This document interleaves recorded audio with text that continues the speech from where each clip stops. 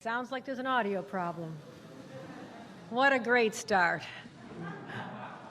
Can you hear me now? Sounds like a commercial. Can you hear me now? All right. Good afternoon, and thank you for being here.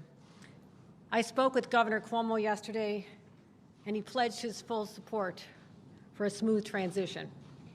And I thanked him for his service to our state. Regarding his decision to step down, I believe it is appropriate and in the best interest of the state of New York. And while it was not expected, it is a day for which I am prepared. I've already spoken with Senate Majority Leader Andre Stewart-Cousins, Speaker Carl Heastie, labor, business, faith leaders, other state elected officials, as well as our tri-state governors. I look forward to working with each and every one of them and all of you to build on the progress that we've already started. Over the next 2 weeks, I will continue meetings with current and potential cabinet officials. I'll build out my senior staff, and I'll do what I've always done. I will travel the state to meet New Yorkers, to listen to them, to assure them that I've got their backs. And I will take their concerns and bring them back to our state capitol and work with our partners in every level of government to come to solutions. People will soon learn that my style is to listen first, then take decisive action. So in 13 days, I will officially become the 57th governor of the state of New York. And shortly thereafter, I look forward to delivering an address to all New Yorkers to lay out my vision for the great state of New York. But make no mistake, our work has already begun. And I know this year and a half has been so challenging for families and businesses across our state. And sometimes it doesn't feel like it's getting easier. The Delta variant is still raging, and it's going to take all of us to defeat it. Our children are heading back to school soon. There's a lot of anxiety from the moms and dads I speak to, and the teachers as well. It's going to take all of us working together to keep our children safe, our teachers safe, and anyone who works in a school safe. Small businesses are just starting to bounce back into an uncertain world. We need to reassure them that they'll be okay. And our workers are once again debating whether they should even go back to their jobs, or go back to their offices, go back to their factories. Is it safe enough? But I know New Yorkers. They are hardwired to persevere and to prevail. And the promise I make to all New Yorkers, right here and right now, I will fight like hell for you every single day, like I've always done and always will. Thank you very much. I look forward to your questions. So, simple question. Has the president spoken to the soon-to-be governor of New York yet, Kathy Hochul? Not yet, but we expect him to do that in the coming days. What message does he communicate? What message would he want to share publicly with the soon-to-be first female governor of the state of New York? Well, I'm sure we'll do a readout after the meeting, but I will tell you that he would convey to her, I'm looking forward to working with you, with her to continue to get the pandemic under control, to put the people of New York back to work, and to move forward as a federal and state partners. A couple weeks. Lieutenant Governor. One's Dennis Slattery from Newsday. Or no, I'm sorry, Daily News, I'm sorry. That's a big mistake to make, sorry there. Dennis in the room? Okay. Hearing none? Can't hear you. Okay. Dennis Slattery, is he in the room? I can't see them.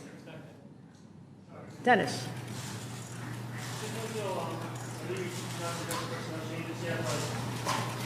Budget director is tied to the FDA. Is somebody you thought about already?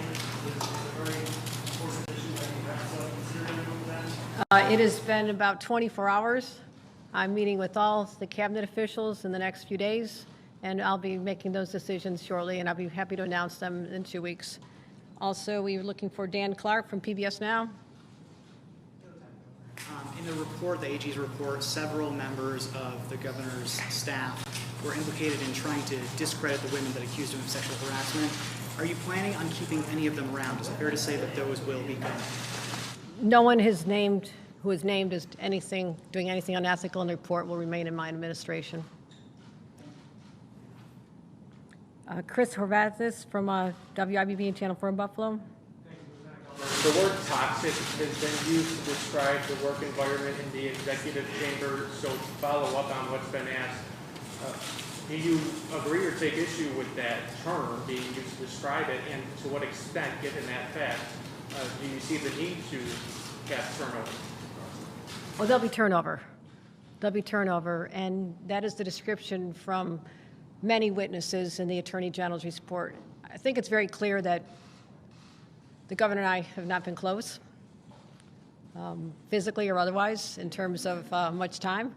And so I've been traveling the state and do not spend much time in his presence or in the presence of many in the state capitol, but that is what has been being reported.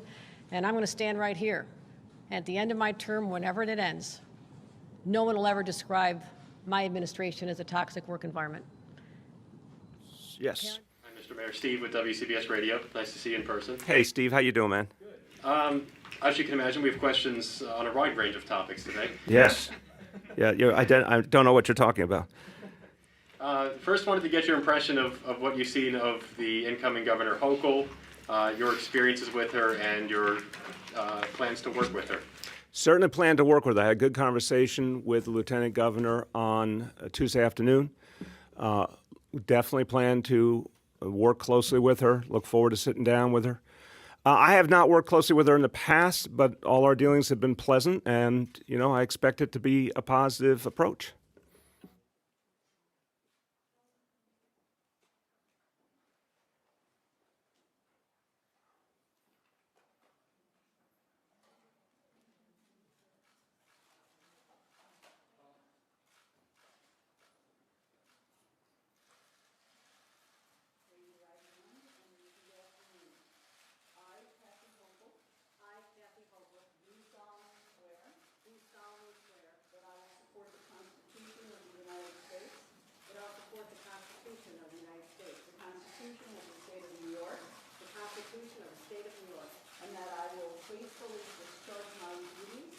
Faithfully discharge my duties of the office of Governor of the State of New York, of the office of Governor of the State of New York, to the best of my abilities, so help me God.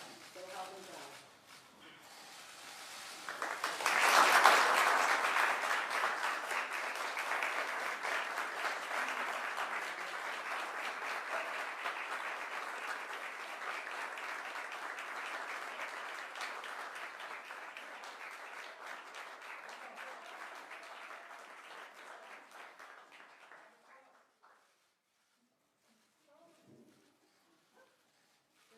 And let me call on Marina from AP right now.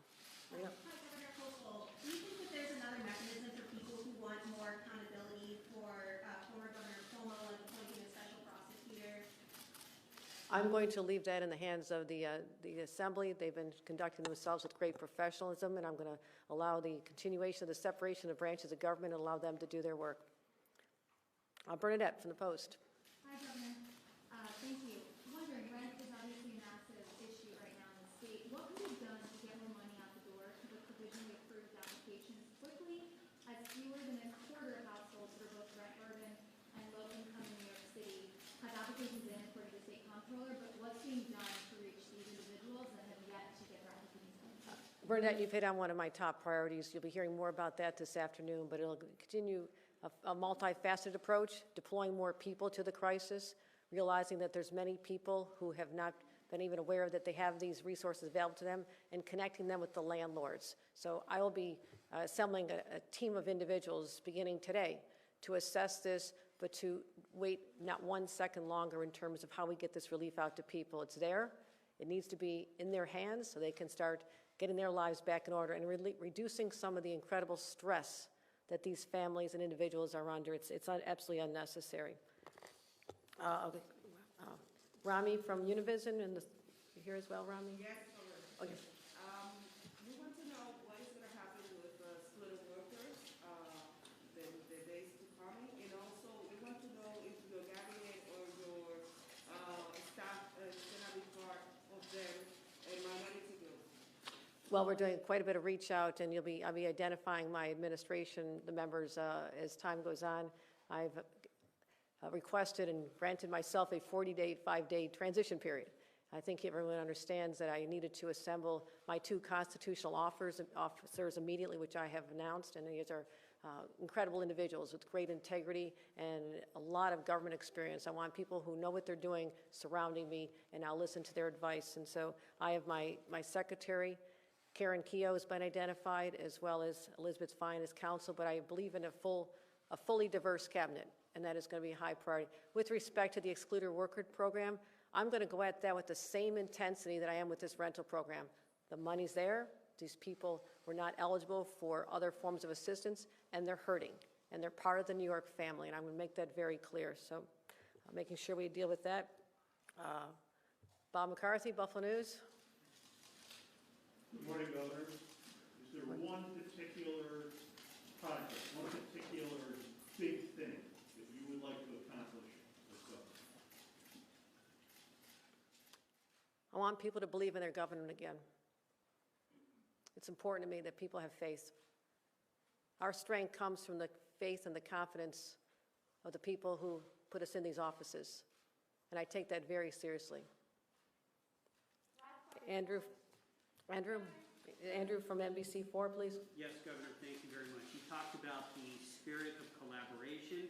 I know you have spoken with Mayor de Blasio, but throughout the pandemic, the mayor and Governor Cuomo almost never appeared in the same room, despite the fact that their interests could have and should have been aligned.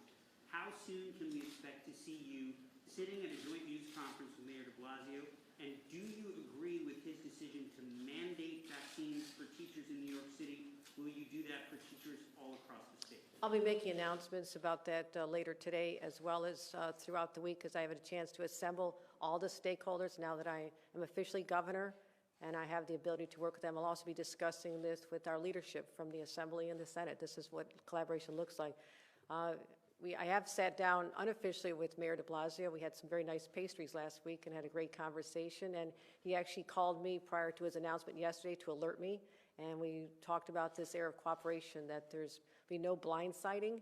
There'll be just full cooperation, because I need his best and brightest integrated with my best and brightest, and that's how we'll get through this. And for me, that's just a simple approach. It's what I've always done. But if I can invite you back later this afternoon at 3 o'clock, I'll have a chance to address more thoroughly the issues that were raised this morning, as well as some of my other priorities. So thank you very much, and I appreciate everyone coming out today.